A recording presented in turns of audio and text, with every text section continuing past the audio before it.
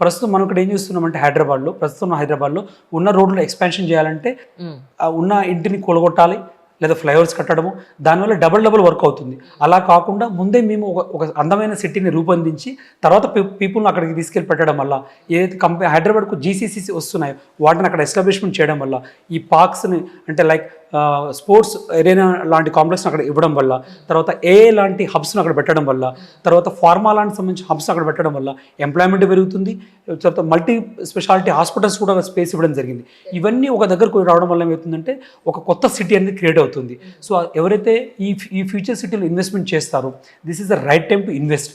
ఎందుకంటే అక్కడ ఇప్పటికీ కూడా అఫోర్డబుల్ ప్రైస్లో మనకు ప్లాట్స్ దొరుకుతున్నాయి. ఎవరైనా సరే హైదరాబాద్ నుంచి ఔటర్ రింగ్ రోడ్ బేస్ చేసుకుని నాగార్జున సాగర్ హైవే కావచ్చు, శ్రీశైలం హైవే కావచ్చు, మధ్యలో ఉన్న మంగళపల్లి ఆదివట్ల హైవే దగ్గర కావచ్చు, ఎవరైతే ఇన్వెస్ట్మెంట్ చేస్తారో ఓఆర్ఆర్ నుంచి ఔటర్ రింగ్ రోడ్ నుంచి రీజనల్ రింగ్ రోడ్ మధ్యలో ఎవరైతే ఇన్వెస్ట్మెంట్ చేస్తారో they are getting very good returns on those investments. అంటే మనకి యాక్చువల్లీ ఫ్యూచర్ సిటీ వచ్చేసి ఒక 1 year 2 yearsలో అయిపోయే పరిస్థితి కాదు. It takes 4 to 5 years.